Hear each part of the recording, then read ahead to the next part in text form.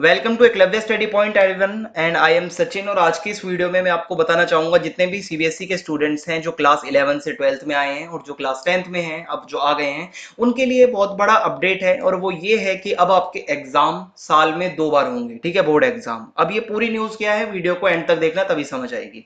अगर पूरी वीडियो देखने के बाद भी कोई डाउट रह जाता है मन में तो इंस्टाग्राम पे आप मुझे फॉलो कर सकते हो, मुझे मैसेज कर सकते हो, मैं आपका रिप्लाई वहां पे जरूर करूंगा। मेरा यूजर नेम आपके सामने है, जैसे ही मुझे टाइम मिलेगा मैं आपका मैसेज वहां पे जरूर देखूंगा।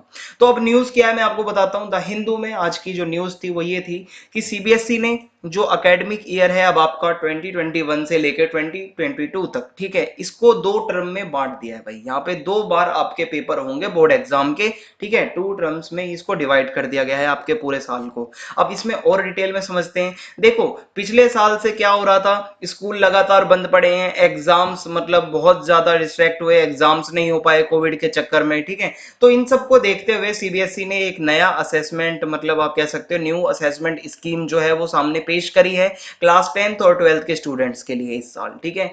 और यहाँ पे मैं आपको बताऊं कि एक तो सबसे पहले आपका सिलेबस कम किया जाएगा। जो बच्चे डरे हुए थे कि सर फुल सिलेबस कैसे आ रहा है, हम भी तो ऑनलाइन ही पढ़ रहे हैं, पिछले साल भी कम हुआ था, इस बार ही क्यों नहीं कम हुआ, सिलेबस कम करवा दो। सबसे पहली बात, मेरे हाथ में नहीं होता है सिलेबस कम करवाना, लेकिन अब जो न्यूज आई है उसमें यही कहा गया है कि सिलेबस आपका कम होगा। और सिलेबस कम होते ही जो मतलब पूरा एक सिलेबस होगा वो बिल्कुल पिछले साल की तरह ही होगा। जैसे पिछले साल के बच्चों के लिए कम किया गया था, 30% तक सिलेबस घटाया गया था, बहुत सारे चैप्टर्स हटा दिए गए थे, सेम आपके साथ भी वही होगा। और एक डिटेल्ड जो पूरी पीडीएफ या जो भी मतलब वो आएगा वो मैं आपको डिस्कस भी करूंगा सिलेबस के बारे में, ठीक है। तो आप उसके लिए टेंशन ना लो। दूसरी चीज क्या है, आपके जो बोर्ड एग्जामिनेशन होंगे वो अब 2 बार होंगे इस साल में, और दोनों के फॉर्मेट भी अलग अलग होंगे। ये सबसे बड़ा चेंज है। अब इसमें क्या है कि ये इसलिए किया जा रहा है ताकि बच्चे का कंटिन्यूअस रिकॉर्ड रहे सीबीएसई के पास कि जो उन्होंने बच्चों ने कितनी मतलब पूरे साल, मतलब इस बार ही क्या हुआ था, बच्चों के रिकॉर्ड नहीं थे सीबीएसई के पास, क्योंकि जब वहां पे रिजल्ट तैयार करना था क्लास 12th का, ठीक है, तो सीबीएसई ने एग्जाम नहीं लिए थे, प्री बोर्ड कुछ बच्चों ने दिए थे, कुछ ने नहीं दिए थे। तो ऐसे में बहुत दिक्कत आई थी सीबीएसई को कि रिजल्ट बनाने में। उन्होंने एक कमेटी तैयार करी, उसके बाद कमेटी ने पूरा मतलब फैसला करके हो सकता है ये कुछ बच्चों के हित में फैसला हो, कुछ के हित में ना हो, कि मतलब क्लास 10th 11th के मार्क्स को देखते हुए उसका 12th का रिजल्ट तैयार करना। तो ऐसी दिक्कत अगले साल ना हो, सीबीएसई ने पहले ही अपनी एक असेसमेंट स्कीम तैयार कर ली है। और वो इसमें आप ये मान के चलो कि आपको पूरे साल एक्टिव रखेंगे भाई। जो बच्चे बिल्कुल भी नहीं पढ़ते थे वो तो अब खासकर एक्टिव हो जाना। 2 टर्म्स में तो आपके बोर्ड एग्जाम होंगे और बीच बीच में इंटरनल एग्जाम्स जो होते हैं आपके, मॉक टेस्ट हो गए, इंटरनल टेस्ट हो गए, ठीक है, और असाइनमेंट्स हो गई, आपको मिलते ही रहेंगे अब टाइम टाइम पे, ठीक है, ताकि आपका पूरा रिकॉर्ड रहे। बाद में अगर कोई ऐसी सिचुएशन आती है कि एग्जाम नहीं हो पाते तो आपका इसी के आधार पर रिजल्ट बनेगा क्लास 12th वाले जो भी आप अपने यहाँ पे परफॉर्मेंस दोगे। तो मेक श्योर आप साल के शुरू से ही अच्छी परफॉर्मेंस दो अपने स्कूल में। और अगर मैं आपको बताऊं तो यहाँ पे देखो, the syllabus of board exam 2021 to 2022 will be rationalized similar to that of the last academic session। यानी कि पिछले साल की तरह ही आपका जो सिलेबस है वो बदल दिया जाएगा, पिछले साल की तरह ही आपका नया सिलेबस आएगा। और वो जैसे ही आएगा मैं आपको बता दूंगा, ठीक है। सिलेबस कम होगा आपका, लगभग 30% तक आपका सिलेबस घटने वाला है, तो टेंशन फ्री रहो। मतलब ये तो है, आपके ऊपर बर्डन नहीं होगा आपकी बार।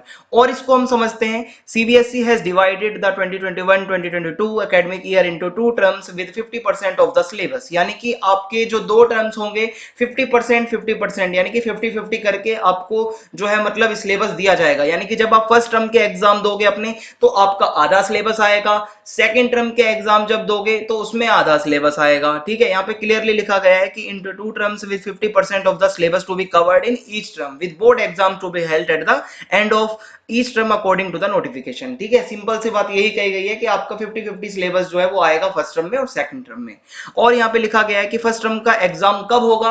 अब बच्चे ये सोच रहे होंगे कि हमारे एग्जाम कब होंगे, तो भाई एग्जाम आपके होंगे नवंबर दिसंबर के बीच। आप ये मान के चलो कि अब क्या टाइम बचा है आपके पास, ठीक है। जुलाई स्टार्ट हो चुका है, जुलाई के बाद अगस्त है, ठीक है, सितंबर है, अक्टूबर है, 3 महीने बाद आप ये मान के चलो कि आपके बोर्ड एग्जाम आने वाले हैं। अभी आप क्लास 12th में भी ढंग से नहीं आए थे और आपके बोर्ड एग्जाम अब सामने हैं, तो आपको बिल्कुल भी अब देरी नहीं करनी है। आपके एग्जाम नवंबर दिसंबर में कंडक्ट करा लिए जाएंगे, ठीक है। और पूरे देश में होंगे सीबीएसई के ये एग्जाम।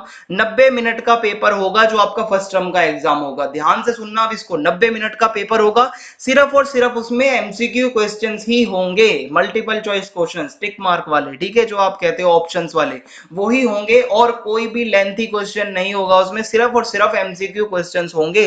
और ये जो एग्जाम होगा, अब ये कहाँ होगा, आपके स्कूल के अंदर होगा। और इस एग्जाम को कौन लेगा, बाहर से जो है मतलब एक्सटर्नल सुपरिटेंडेंट्स आएंगे इसको एग्जाम को लेने, बाहर से टीचर आएंगे, ठीक है, आपका एग्जाम लेने। होगा कहां, आपके स्कूल में होगा। अब अगर हम बात करें सेकंड टर्म के एग्जाम की, तो ये आपका मार्च और अप्रैल के बीच में हेल्ड किया जाएगा आपके एग्जामिनेशन सेंटर्स में। यानी कि जहां पे अब आपने सुना होगा ना कि बोर्ड एग्जाम का सेंटर पड़ता है, जो आपके स्कूल के आसपास जो भी सेंटर होगा आपको वहां देने जाना होगा सेकंड टर्म का एग्जाम। और फर्स्ट टर्म का जो होगा वो कहां होगा, आपके स्कूल में। तो सेकंड टर्म वाला जो है ये थोड़ा लेंथी होगा, 2 घंटे का एग्जाम होगा, अलग अलग क्वेश्चन के फॉर्मेट्स होंगे इसमें, डिस्क्रिप्टिव भी होंगे क्वेश्चंस इसमें आपको, ठीक है, और केस स्टडीज भी आएंगी। और मतलब अलग अलग फॉर्मेट के जो क्वेश्चंस होते हैं वो इसमें दिए जाएंगे, 2 घंटे का होगा।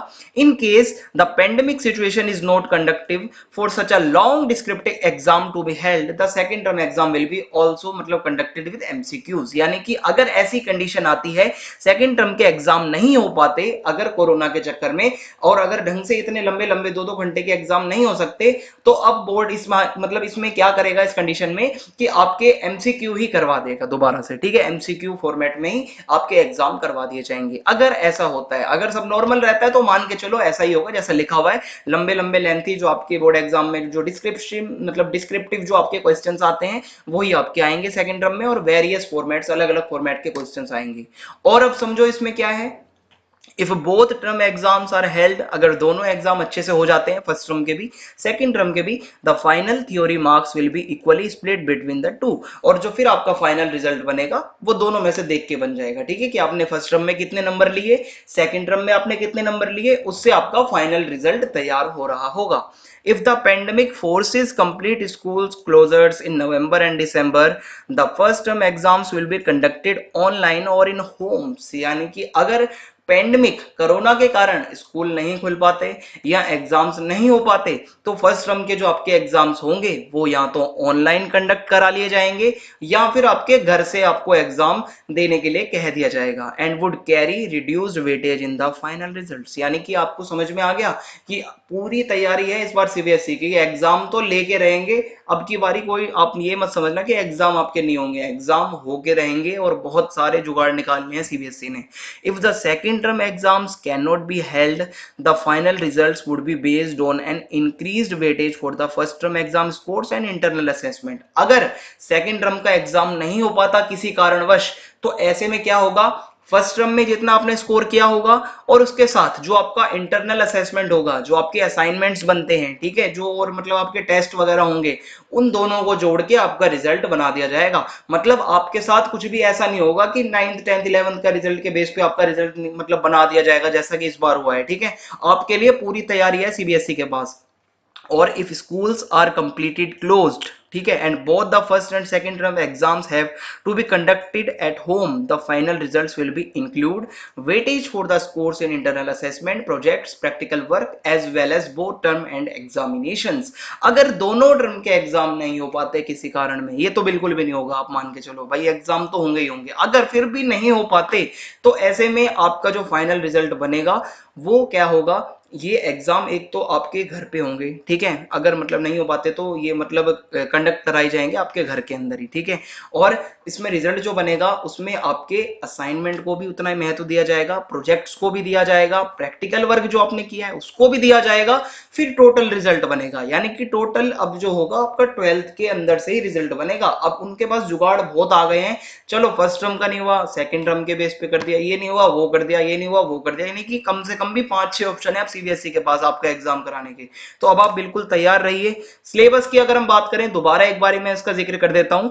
सीबीएसई ने अपने सर्कुलर में बताया है कि शैक्षणिक सत्र 2021-22 में भी पिछले सत्र की तरह ही सिलेबस होगा, यानी कि 30% की कटौती की जाएगी आपके सिलेबस के अंदर। अंदर सिलेबस की पूरी डिटेल जो है जुलाई में मतलब अभी एंड तक आ जाएगी आपके पास, और हम उसको बता भी देंगे, आपको टेंशन लेने की जरूरत ही नहीं है।